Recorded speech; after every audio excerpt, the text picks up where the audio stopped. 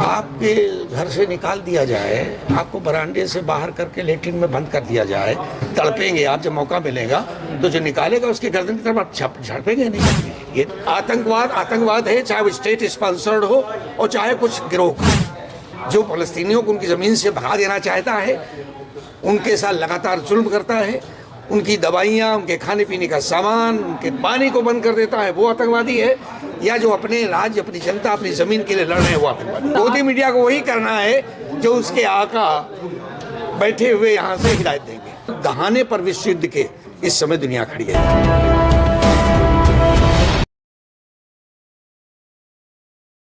अगर उसे कोई छीनने का कोशिश करता है, उनकी ज़मीन पर उनके राज्य को स्थापित होने से उनको वंचित करता है, उनको देश से खदेड़ता है, तो वो आतंकवादी है।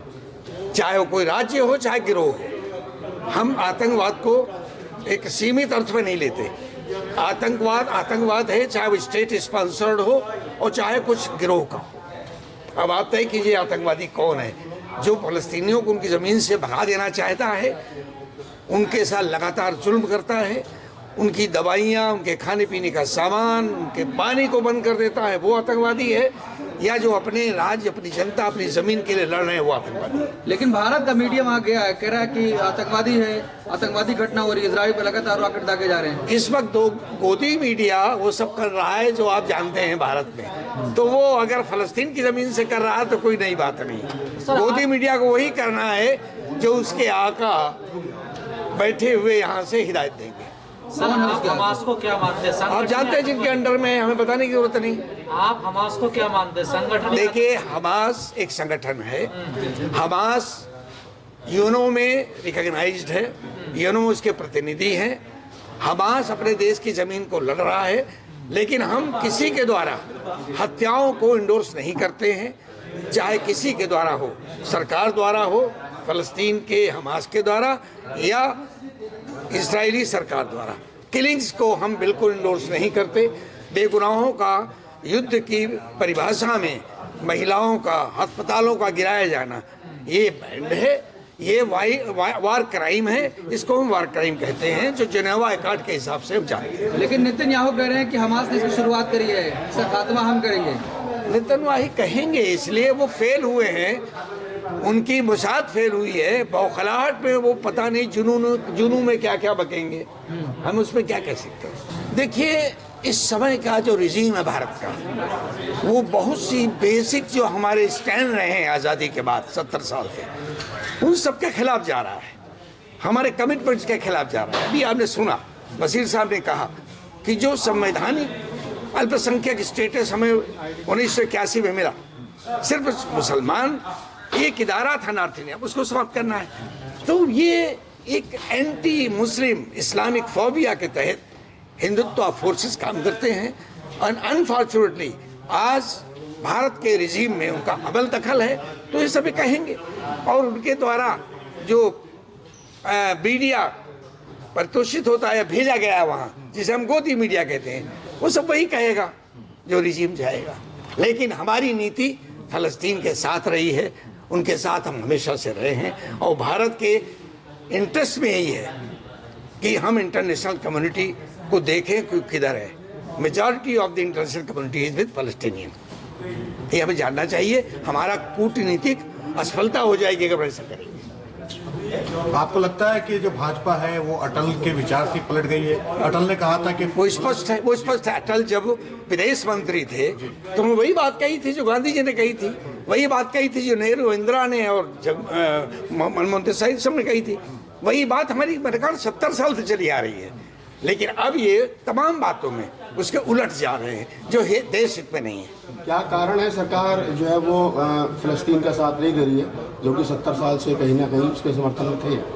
भारत सरकार थी, भारत था, लेकिन ये सरकार मुस्लिम दुश्मनी में और फासीवाद को स्थापित करने में यूजर पर सरकार, किसी की जमीन को हड़प लेने वाली सरकार का साथ दे रही है। लेकिन नेतन्याहू कह रहे हैं कि सफ़ेद हस्ती से मिटा देंगे, नामो निशान नहीं रहेगा। पता नहीं, ये तो समय बताएगा। आई कैन नॉट एंटिसिपेट क्या होगा। लेकिन ये युद्ध है, युद्ध तो बहरहाल है, युद्ध रुकना चाहिए। जानी माली नुकसान हो रहा है, दुनिया पे बड़ा बुरा असर पड़ रहा है और दहाने पर विश्व युद्ध के इस समय दुनिया खड़ी है, तो युद्ध तो रुकना चाहिए। जिस तरीके से गाजा पट्टी में पानी बंद कर दिया गया, लाइट बंद कर दी गई, इंटरनेट हमने उसकी निंदा की। इससे बड़ा क्राइम ऑफ वार हो नहीं सकता। ये क्रिमिनल एक्ट है कि सीधे साधे इनोसेंट लोगों को पानी, खाना, दवाएं ब्लॉक कर देना रास्ते, इससे बड़ा क्राइम क्या हो सकता है? इजराइल कह रहा है कि जो गाजा पट्टी है उसको खाली कर दे जो वहाँ के निवासी हैं। हाँ, वो ठीक है, वो उसको उनको कहना चाहिए, लेकिन जाहिर है वो लोग क्या करेंगे, उनकी अपनी स्ट्रेटेजिक हिस्सा है, अब क्या कर सकते हैं, इसमें हमारा कोई से नहीं। फिलिस्तीन की जनता के साथ उनका युद्ध नहीं, उनका यही कहना है ना, हमारा हमास के साथ है। जमीन छीनना, कब्जा कर लेना, ओपन जेल में कैद कर देना, ये फलस्तीन जनता के साथ जो नहीं, किसके खिलाफ युद्ध है? पूरी जनता के खिलाफ लेकिन युद्ध है। हवास ने जो बंदी बनाए हुए हैं इजराइल के नागरिक, उन पर क्या कहना है आपका? देखिए, ये क्या उनकी स्ट्रेटजी है?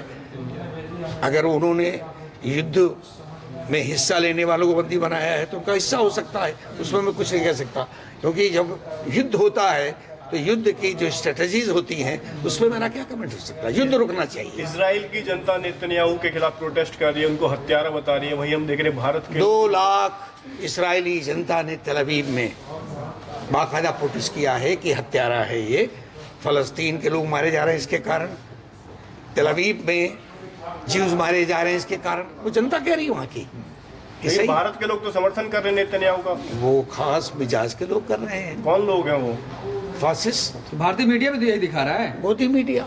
लेकिन सर हमला तो पहले हमास ने किया ना, धोखे से। देखिए जनता पे जो बेगुनाह वहाँ के नागरिक, उनके ऊपर हमला किया ना। देखिए, आपके घर से निकाल दिया जाए, आपको बरामदे से बाहर करके लेट्रिन में बंद कर दिया जाए, तड़पेंगे आप, जब मौका मिलेगा तो जो निकालेगा उसके गर्दन की तरफ आप झड़पेंगे या नहीं झड़पेंगे? ये नेचुरल है ना, इट इज रेजिस्टेंस है भाई, ये हम क्या कह सकते हैं इसमें? अच्छा, आतंकवाद को लेकर जो परिभाषा गढ़ी जा रही है वो 2 भागों में बढ़ गई है। हमास की कार्रवाई को बताया जा रहा है कि आतंकवादी हमला है क्योंकि उसने आम नागरिकों पर हमला किया। इजराइल की तरफ से जो आम नागरिकों पर हमला हो रहा है उससे आतंकवादी हमला। भाई देखिए, वहाँ की ग्राउंड रिपोर्टिंग हमारे पास नहीं पहुँच रही है। ज़्यादातर रिपोर्टिंग जो हमारे गोदी मीडिया के लोग रिपोर्टर गए उनकी पहुँच रही है। हम जब अल जजीरा देखते हैं तो हमें ऐसा लगता है कि तेल अवीव में इनोसेंट का मर्डर नहीं हुआ है। अल जजीरा जो हमने देखा है, इंटरनेशनल न्यूज चैनल है, इसलिए अभी कहना ग्राउंड रिपोर्टिंग गोदी मीडिया के आधार पर अगर राय बनाएं तो हमारे लिए मुश्किल होगा, क्योंकि बहुत से मामलों में आप देखते हैं गोदी मीडिया क्या नैरेटिव सेट करती है, हम भारत के लोग जानते हैं।